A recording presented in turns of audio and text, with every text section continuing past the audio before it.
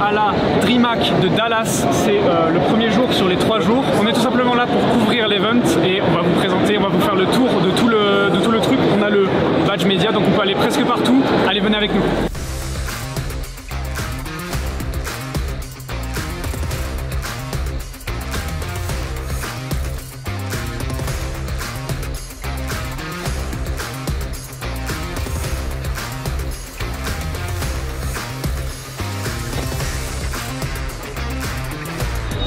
Hello tout le monde, on a enfin réussi à rentrer, on est à l'intérieur de la DreamHack avec nos jolis badges médias.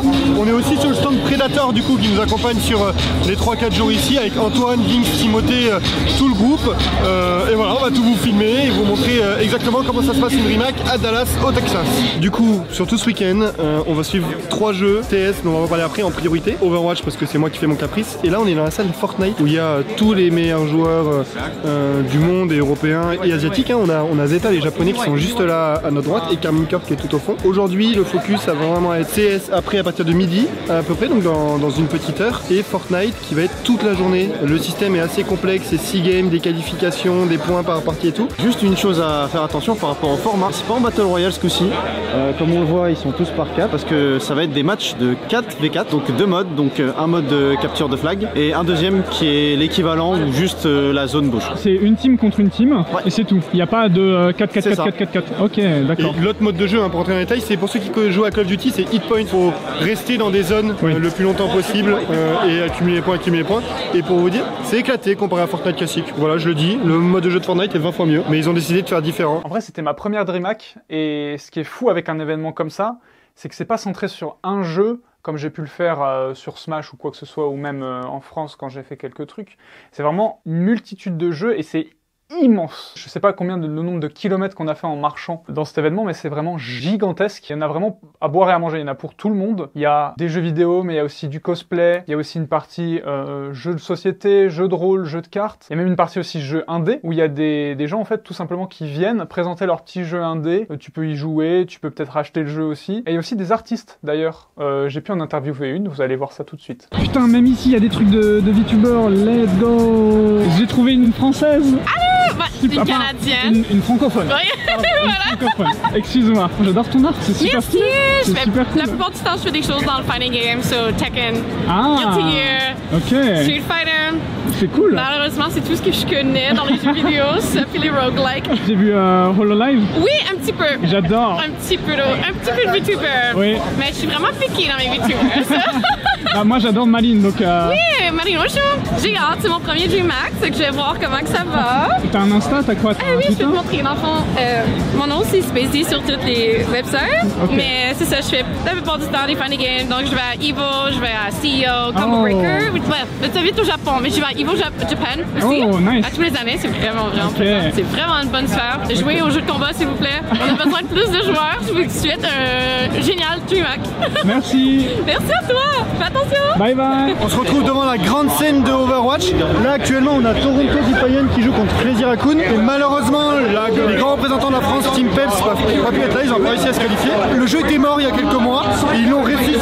Il y a un public de fou et Dallas est une des grandes villes d'Overwatch. What's going on the other side of things. Active. Should have to avoid some of those shots. Again, the Defiant know they need to play in the shade for the time being. Okay, ball spot no good for Lit there. It's going to be a primal rate pop by John Man. He's injured for now. He's able to dodge away from the shatter. And he gets a 2-for-1 swing. Push up there with their own immortality. Oh my goodness. He skitters away with the rest of the Toronto Defiant. They're down to 16 seconds left in the round. The Deadeye going to make more space. Up to the tower goes Merritt, but he's an easy target as he drops down. Là, on est tout simplement au fond. La DreamHack, en fait, c'est un tournoi Magic, tout simplement. Et c'est un énorme tournoi Magic avec 120 000 $ de cash prize. C'est énorme, c'est un truc régional de fou furieux. J'ai jamais vu autant de personnes jouer à Magic. Vraiment très stylé. On va faire un petit tour. Je vais vous montrer.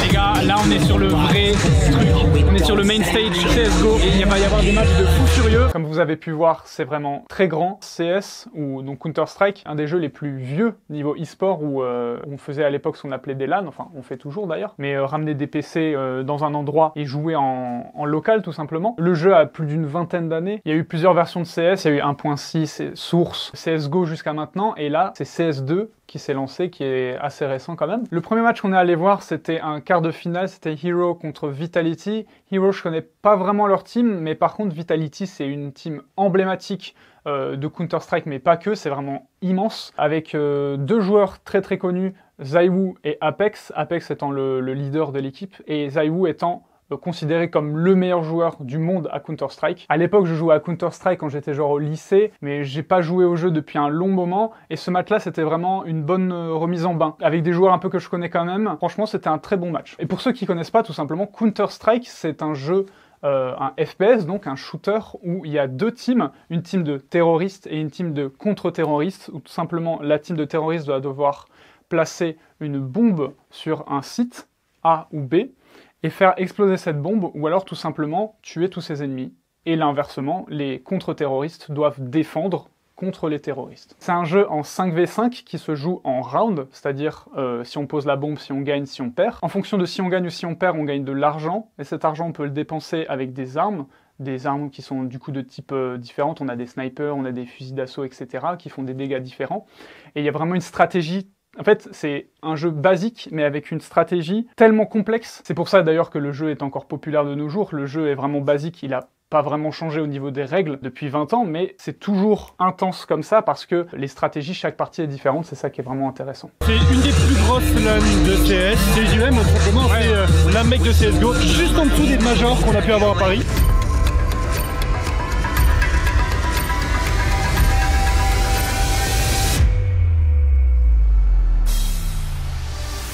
Solid position for the multi-kill, and he lays down the law.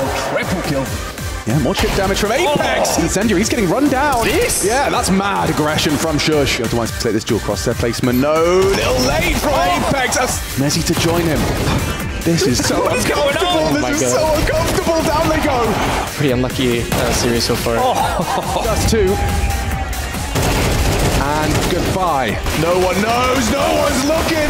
He unloads the dual Berettas, and ladies and gentlemen, and a Vitality scoreline. This is a quick speed run of a quarter-final. Vitality knock them out.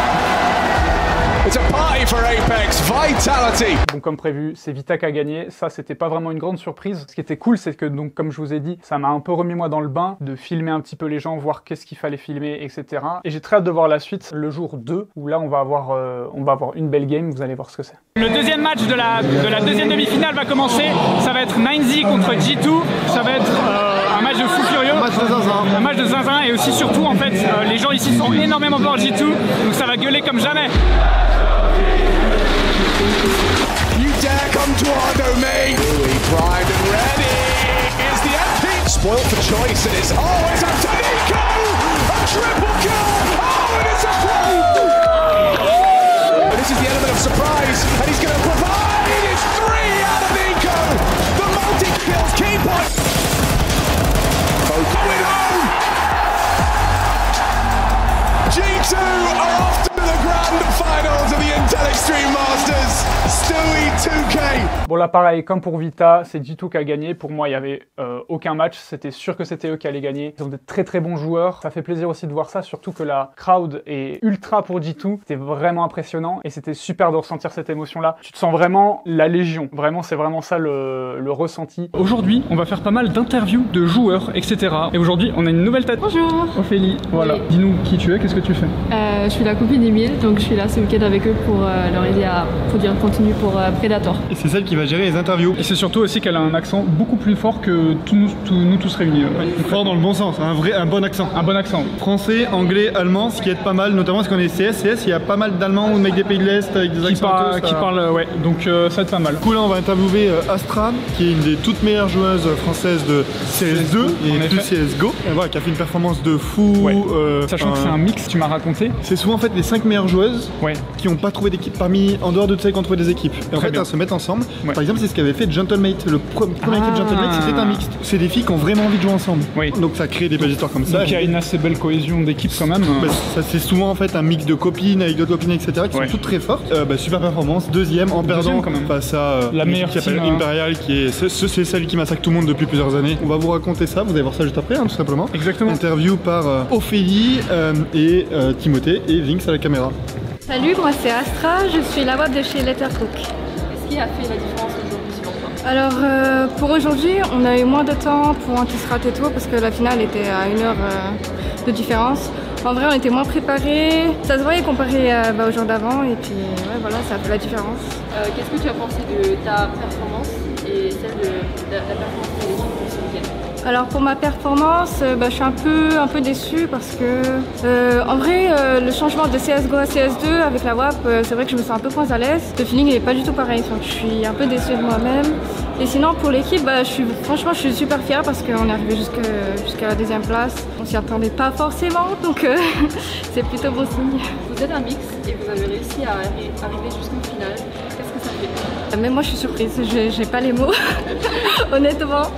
Non, c'est cool, ouais. Qu'est-ce que ça a fait de jouer devant les publics américains à Dallas? Pas grand chose de différent, parce que j'étais déjà à ESL Impact Valencia, donc c'était à peu près la même chose. Ouais, c'est juste sur scène, au tout début des matchs surtout, c'est un peu de stress, mais après, quand les rounds ils arrivent, on est full confiance. Merci. On se retrouve pour ce dernier jour de cette DreamHack Dallas. C'est le dernier jour, c'est la finale. On se retrouve contre Vitality et G2. Personnellement, j'espère que c'est Vitality qui va gagner. Je sais pas, qu'est-ce que vous pensez vous? Moi c'est Vita aussi, mais je sais pas trop à droite. G2, hein. T'es pour G2? Ok. On va faire pas mal d'interviews, surtout de grosses personnes, donc vous allez voir ça, ça va être super intéressant. On se retrouve à l'intérieur. La première interview, c'était un joueur de FaZe Clan. FaZe Clan, si jamais vous connaissez pas, vous prenez ici Japon Corp. Boosté aux hormones, on va dire ça, où il y a beaucoup de jeux aussi, ils font ça sur Smash Bros, avec Spargo d'ailleurs, ils font ça sur Counter-Strike, il y a même Snoop Dogg dans FaZe Clan. Alors c'est pas un joueur ou quoi que ce soit, c'est plus une égérie, mais il fait partie de FaZe Clan, donc c'est assez grand. Alors ils sont malheureusement tombés en quart de finale, mais on a quand même eu la chance d'interviewer un joueur de leur team. So what's up guys, it's Rain from FaZe Clan. I think my personal performance was pretty average. I don't think I had anything special, and I think I had a really bad nuke showing in the last game where it mattered the most, so I got some stuff to do. I think it's a team as a whole as well. We're a little bit below our level, but we'll figure out a way to get back to it. We only have one tournament left now, the Blast London, and we're going into every tournament to win, and I think we are going to be one of the favorites there going into it anyway, so it's just about winning. And according to you, who do you think will win this tournament? I think Vitality's going to win.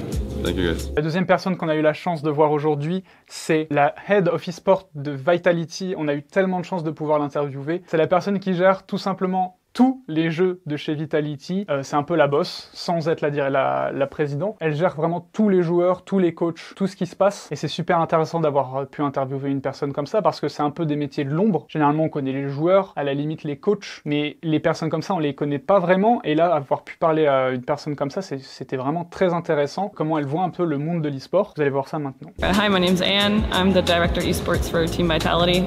According to you, what is the role of a head of esports? In Vitality, that means governing all of the esports titles. In the day-to-day, you deal with athlete, contracts, extensions, negotiations, but also on the other side, the operations, of course. And then on the other side, it's also the tournament relations. So, for example, here with EFG, obviously, for the DreamHack and IEM part, but for other titles like Riot. Do you think any other big organizations will join the Counter-Strike scene in upcoming months? If yes, do you have any names in mind?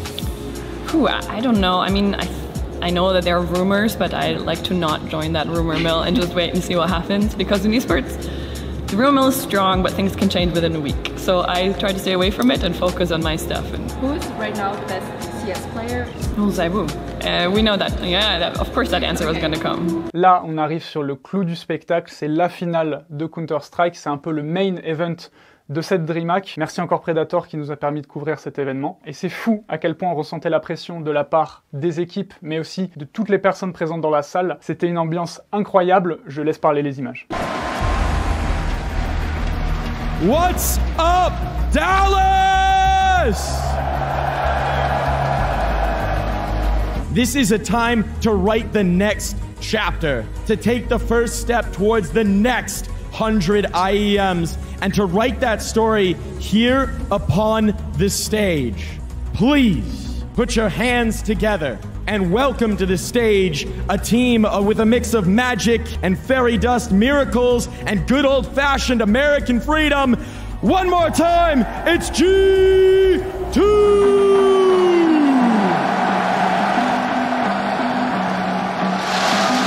Yes, indeed, Mike, it is G2. They do take to this arena and they want to take it for themselves. Pour pas mal d'entre vous, G2 c'est tout simplement une team LoL européenne. Cette histoire de c'est une team américaine, en fait, G2 là où ils sont très forts, c'est qu'en fonction des jeux, d'ailleurs comme Vitality, ils prennent le public où c'est le plus hype. LoL ça va être la LEC, donc l'Europe. Counter-Strike c'est très américain, donc c'est surtout là-bas qu'ils se sont basés et c'est pour ça que pour les gens aux US, G2 c'est une team américaine, alors que de base c'est une team allemande. D'ailleurs fun fact, un des joueurs de chez G2 n'a pas pu venir, a dû se désister parce qu'il était au mariage de sa sœur. Et il y a un remplaçant qui s'appelle Stewie2K, qui est un assez gros joueur qui n'avait pas joué depuis un long moment sur une scène aussi importante, qui a dû se mettre à la place du leader de cette équipe, et les gens l'adorent, et c'est pour ça qu'on entendait énormément son nom de la part des supporters. C'est fou à quel point les gens l'aiment, et d'ailleurs il a été très impressionnant pendant cette finale. Et d'ailleurs dans cette équipe, il y a le plus jeune joueur de ce tournoi, qui est le sniper de G2. Il est tellement bon, je crois il a 19 ans, un truc dans le genre, il est tellement fort pour son âge. Back on the grand final stage in Dallas after 5 years. But they will not be the only team rising to this occasion. Across from them on the stage, a squad that has shone brightest when the lights are brightest as well. A team ready for perhaps their first trophy of 2024. Please put your hands together for Team Vitality! Yeah, you know, with a leader like Apex, with guns like ZywOo, Flames and Spinks on the flanks, and a Mezzi, they might have some work today. Nothing of value ever comes easy. When you're Vitality, you're stepping in against thousands of people here in Dallas. You're superstars. Ensuite, Vita, je vous en ai parlé, c'est une des plus grosses teams françaises et c'est une des plus grosses teams sur Counter-Strike, mais ils étaient sur le territoire ennemi. C'est pour ça que presque personne n'était pour eux dans la foule. C'est fou à quel point les US, ils trash talk. C'est pas simplement ils cheers l'équipe pour laquelle ils sont. Donc comme je vous ai dit, le lead de chez Vitality, c'est Apex. Et on pouvait entendre des « Fuck you, Apex ». Je ne sais combien de fois je l'ai entendu. C'est fou à quel point ils ont pas la même mentalité que ce soit la foule japonaise, qui elle est assez silencieuse, ou alors la foule française qui elle est là à énormément encourager l'équipe qu'elle supporte et pas du tout à dénigrer l'équipe en face. C'est une différence assez impressionnante, mais en vrai ça rajoute du truc au show. De toute façon les joueurs de chez Vitality ils connaissent très bien ça et ils en jouent même.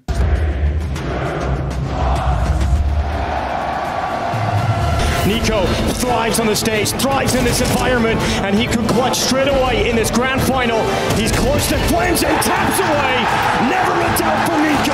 Spot up Nexa in the second cleanup this time. Who's going to be rotating with the off very quickly. They need these kills right now. They need to get into this bomb site, and they will. ZywOo will be challenged.